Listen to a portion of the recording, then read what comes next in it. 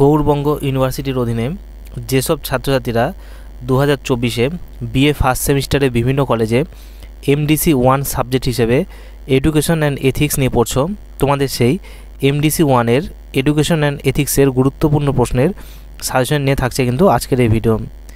এই ভিডিওতে আমি এডুকেশন অ্যান্ড এথিক্সের সেই প্রশ্নগুলির সাজেশন নিয়ে আলোচনা করব যেগুলি তোমাদের জন্য ভীষণ ইম্পর্টেন্ট, তাই ভিডিওটি তোমরা স্কিপ না করে সম্পূর্ণ দেখো। যদি এই ভিডিওতে দেওয়া সাজেশনগুলির উত্তর তোমরা স্টাডি ম্যাটেরিয়াল হিসেবে নিতে চাও তাহলে তোমরা 100 টাকা পেইড করে তা নিতে পারো। এর জন্য তোমরা 9733232139 এই হোয়াটসঅ্যাপ নম্বরে যোগাযোগ করবে।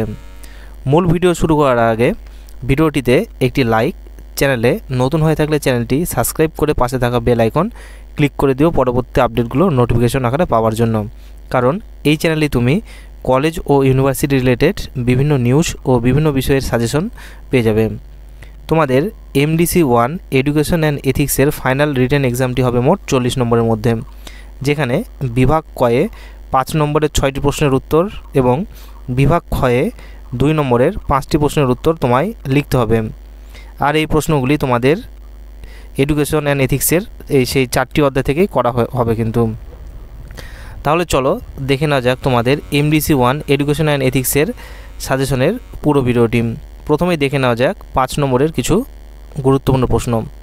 প্রথম অধ্যায় অর্থাৎ শিক্ষার বোঝাপড়া, এই অধ্যায়ের 5 নম্বরের জন্য যে প্রশ্নগুলি তোমরা পড়বে সেই প্রশ্নগুলি হলো: প্রথম প্রশ্ন, শিক্ষার সংজ্ঞা দাও, শিক্ষার পরিধি সম্পর্কে বিস্তারিত আলোচনা করো, ভীষণই গুরুত্বপূর্ণ প্রশ্ন। এরপরের প্রশ্ন রয়েছে সংকীর্ণ অর্থে শিক্ষা বলতে কী বোঝো, এর বৈশিষ্ট্যগুলি আলোচনা করো। তারপরের প্রশ্ন রয়েছে ব্যাপক অর্থে শিক্ষা বলতে কী বোঝো, এর বৈশিষ্ট্যগুলি আলোচনা করো। এই দুটোও কিন্তু খুব গুরুত্বপূর্ণ প্রশ্ন। এরপরের প্রশ্ন রয়েছে সংকীর্ণ অর্থে শিক্ষা এবং ব্যাপক অর্থে শিক্ষার মধ্যে পার্থক্য লেখো।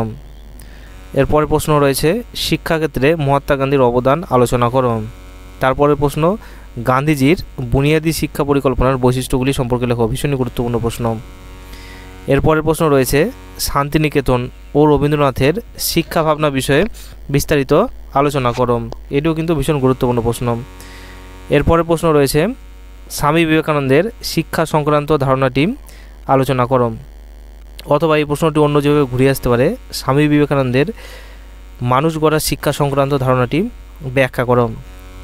এরপরের প্রশ্ন রুশোর শিক্ষা সম্পর্কিত ধারণাটি বিবৃত করো। এরপরের প্রশ্নটি রয়েছে প্লেটোর শিক্ষা সংক্রান্ত চিন্তাভাবনা সম্পর্কে আলোচনা করো। তো তোমাদের এই প্রশ্নগুলি তোমরা প্রথম অধ্যায় থেকে রেডি করবে। এবারে আমরা দেখে নেব তোমাদের দ্বিতীয় অধ্যায় অর্থাৎ নৈতিকতার বোঝাপড়া, এই অধ্যায়ের কিছু 5 নম্বরের গুরুত্বপূর্ণ প্রশ্ন। প্রথম প্রশ্ন রয়েছে বৌদ্ধ দর্শনে অষ্টাঙ্গিক মার্গ সম্পর্কে লেখো।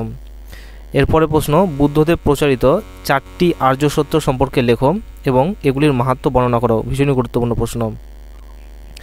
এরপরের প্রশ্ন রয়েছে বৌদ্ধ দর্শনে প্রতীত্য সমুৎপাদবাদ বা কার্যকরণ মতবাদটি সবিস্তারে আলোচনা করো। এর যে পরের প্রশ্ন রয়েছে সেটি হলো জৈন পঞ্চমহাব্রত সম্পর্কে লেখো। এরপরের প্রশ্ন রয়েছে আধুনিক ভারতে নৈতিকতার শিক্ষার উদ্দেশ্যগুলি লেখো, এটিও কিন্তু ভীষণ গুরুত্বপূর্ণ প্রশ্ন। তারপরের প্রশ্ন জীব বা আত্মার বন্ধন থেকে কিভাবে মুক্ত হওয়া যায়। এরপরের প্রশ্ন মিলের উপযোগবাদ সম্পর্কে বিস্তারিত আলোচনা করো। এর পরবর্তী প্রশ্ন রয়েছে কান্ট ফলমুখী নৈতিকতা ও কর্তব্যমুখী নৈতিকতার মধ্যে কোনটিকে সমর্থন করেছেন এবং কেন করেছেন তা আলোচনা করো। এবারে তোমরা দেখে নাও তোমাদের তৃতীয় অধ্যায় অর্থাৎ নীতি বা নৈতিক দর্শনের শিক্ষাক্ষেত্রে ভূমিকা, এই অধ্যায়ের 5 নম্বরের কিছু গুরুত্বপূর্ণ প্রশ্ন তোমরা দেখে নাও। প্রথম প্রশ্ন হচ্ছে শিক্ষায় পেশাদার নৈতিকতা প্রচারের উপায় বা কৌশলগুলি সম্পর্কে লেখো, গুরুত্বপূর্ণ প্রশ্ন। এরপরের প্রশ্ন রয়েছে শিক্ষার্থীদের মধ্যে কিভাবে নৈতিক মূল্যবোধ উন্মোচন বা প্রতিষ্ঠা করা যায়, এটিও কিন্তু ভীষণ গুরুত্বপূর্ণ প্রশ্ন। এরপরের প্রশ্ন রয়েছে শিক্ষায় পেশাগত নৈতিকতা সম্পর্কে আলোচনা করো। তো এগুলি ছিল তোমাদের 3 নম্বরের কিছু গুরুত্বপূর্ণ প্রশ্ন। এবারে দেখে নাও তোমাদের চতুর্থ অধ্যায় অর্থাৎ একজন নৈতিক সংস্থা হিসাবে শিক্ষকের ভূমিকা। তো এখানে যে প্রশ্নগুলি দেওয়া রয়েছে সেগুলি হচ্ছে, প্রথম প্রশ্ন, রবীন্দ্রনাথ ঠাকুরের মতে একজন আদর্শ শিক্ষকের ধারণা বা গুণাবলীগুলি সম্পর্কে লেখো। গুরুত্বপূর্ণ প্রশ্ন। এরপরের প্রশ্ন, স্বামী বিবেকানন্দের মতে একজন আদর্শ শিক্ষকের ধারণা বা গুণাবলী সম্পর্কে লেখো।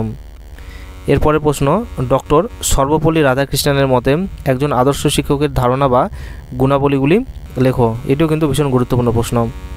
এরপরের প্রশ্ন রয়েছে, প্লেটোর মতে একজন আদর্শ শিক্ষকের ধারণা দাও।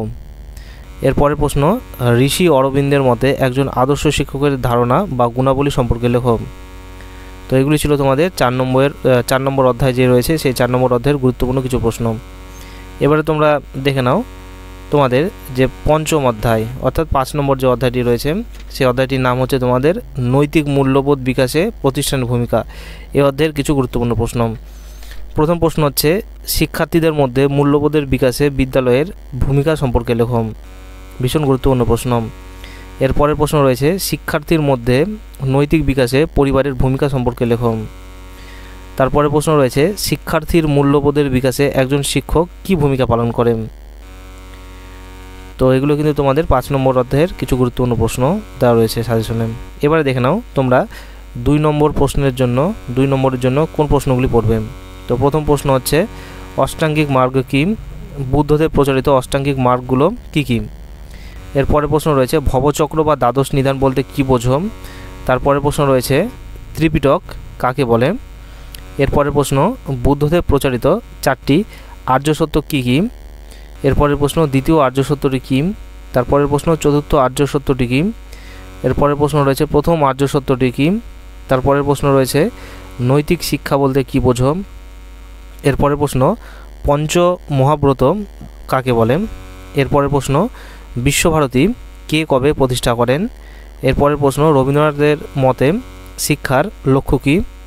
তারপরে যে প্রশ্নটি রয়েছে, স্বামী বিবেকানন্দের দেওয়া শিক্ষার সংজ্ঞাটি লেখো। এরপরের প্রশ্ন রয়েছে, বিবেকানন্দের মতে শিক্ষার লক্ষ্য কী? তারপরের প্রশ্ন, রবীন্দ্রনাথের মতে পাঠ্যক্রম কীভাবে হওয়া উচিত? এরপরের প্রশ্ন, জন ডিউই কী জন্য বিখ্যাত? তার প্রতিষ্ঠিত বিদ্যালয়টির নাম কী? এরপরের প্রশ্ন রয়েছে তোমার, রুশোর মতে শিক্ষার লক্ষ্য কী? তারপরের প্রশ্ন রয়েছে, সংকীর্ণ অর্থ কাকে বলে শিক্ষার? এর 2টি বৈশিষ্ট্য লেখো। এরপরের প্রশ্ন, শিক্ষার ব্যাপক অর্থ বলতে কী বোঝো? এর 2টি বৈশিষ্ট্য লেখো। এরপরের প্রশ্ন, শিক্ষা শব্দটির ব্যুৎপত্তিগত অর্থ কী?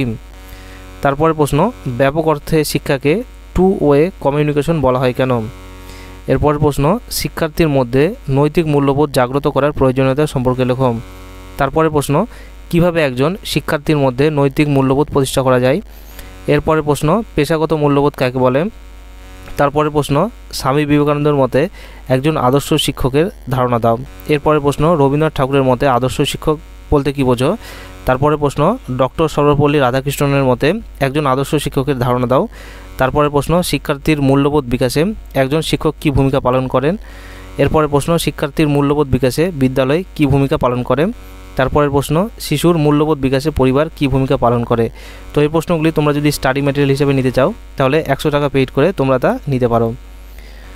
তাহলে এই ছিল তোমাদের বিএ ফার্স্ট সেমিস্টারের MDC 1 এডুকেশন অ্যান্ড এথিক্সের সম্পূর্ণ সাজেশন।